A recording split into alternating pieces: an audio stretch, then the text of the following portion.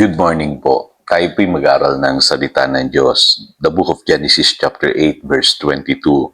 Hangga't taririto buo ang daigdig, tagtanim, tag-ani palaging sasapit, tag-araw, tag-ulan, tag-init, taglamig, ang araw at gabi hindi mapapatid. The principle of seed faith. Ako po'y naniniwala sa prinsipyong ito. At ito po'y nag-work sa aking buhay, sa aking pamilya, sa aking pong ministry. Kaya dapat po maintindihan natin na sa Biblia, meron pong tinatawag na principle of seed faith. At malinaw po sa Biblia, dapat po meron tayong itinatanim upang tayo po ay umani. At malinaw po na sinasabi rin ng Biblia na ang binhi na dapat nating itanim ay ang salita ng Diyos. Yung po sinasabi ng Luke chapter 8 verse 11. Kasi sabi po ng Biblia sa Isaiah 55 verse 11, hindi yang babalik sa iyo na hindi nito na-accomplish yung purpose nito. Kaya huwag na kayo mag-isip muna ng ibang bagay. Ang unang-una nating dapat maunawaan, yung palang pagtatanim ng salita ng Diyos sa ating buhay, sa buhay ng ibang tao, at maging sa lahat ng ating ginagawa, yun po ang siyang nagbibigay sa atin ng ani. Kaya malinaw din sa Biblia na kapag tayo po ay nag-share ng salita ng Diyos, babalik din po yan sa atin. Ano po? Kung paano natin ito ay ibinigay sa ibang tao, ganun din naman tayo ay aani.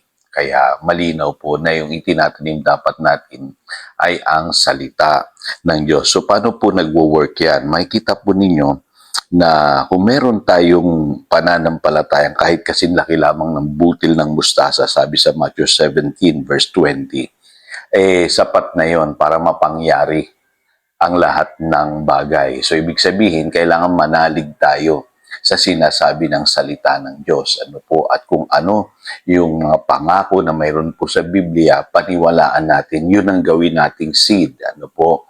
Sa ating pananalangin sa mga bagay na mga masasabi nating imposible. Ano po? Hanggat mayroon pong pangako tayo mapaghahawakan sa Biblia, pwede natin yang panghawakan. So napakahalaga po na ang salita ng Diyos, yun po ang seed na ating itinatanim.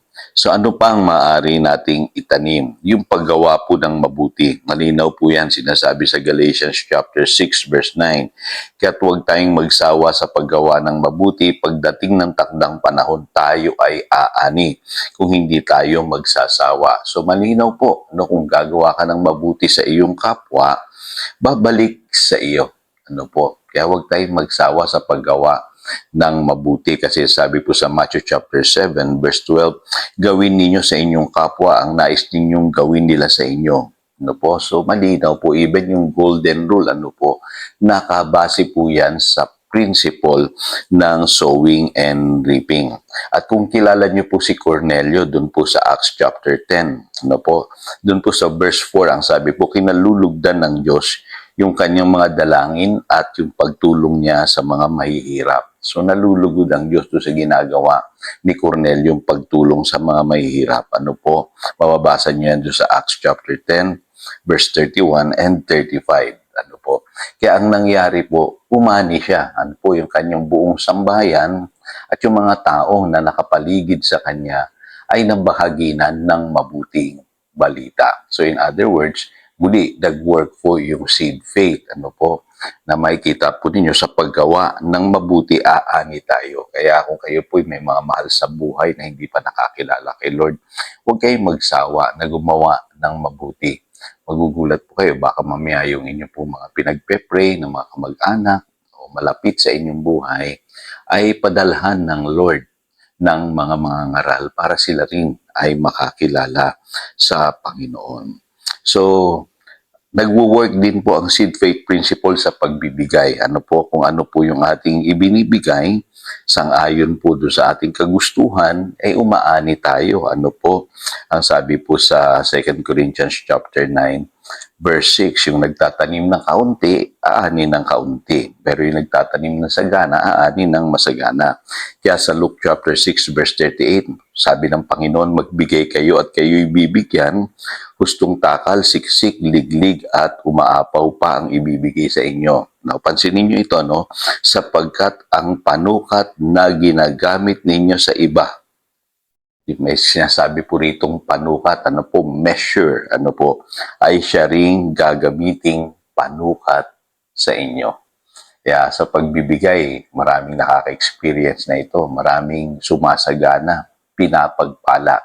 Kasi nagwo-work po yung seed faith principle sa pagbibigay. Yan, napakahalaga po niyan mga kapatid. Huwag tayong magsawang magbigay. Magbigay sa gawain ng Panginoon, tumulong sa ating kapwa, at sa amin ng Biblia, kung ano yung panukat na ginamit natin ay babalik sa atin. Sabi sa Acts 20 verse 35, it is more blessed to give than to receive. So panghuli, bakit ako naniniwala po sa seed faith? Kasi ang Diyos pong nagpapatubo at nagpapalago ng lahat ng ating tinatanim. Sabi po sa 1 Corinthians chapter 3 verses 7 and 8, ang nagtatanim at nagdidilig ay parehong manggagawa lamang at ang bawat isa ay tatanggap ng ayon sa kanilang pagsisikap. So dito malinaw po pinapaliwanag ni Apostle Paul yung seed faith principle na talagang tayo po'y gagantimpalaan ng Lord dun po sa ating mga ginagawang pagtatanim. Tayo po'y manalangin. Salamat, Panginoon, na meron po palang seed faith principle sa Biblia. Ipapamuhay namin ito sa pamamagitan ng pagtatanim na salita ng Diyos, sa paggawa ng mabuti, maging sa pagbibigay. Magagamit din namin ito sa aming mga panalangin everyday kung kami maniniwala sa bawat pangako mo na pwede namin angkinin as seeds of faith sa aming pong mga prayer requests. Kaya Panginoon, naniniwala ako kikilos kang makapangyarihan sa buhay ng iyong mga anak kapag naunawaan nila ito pong seed faith principle. Salamat po. Yan ang aming panalangin. In Jesus' name we pray. Amen. Again, ito si Pastor Jojo nagpapaalala upang daluyan tayo ng pagpapala, manatili tayo sa kanyang salita. Good morning.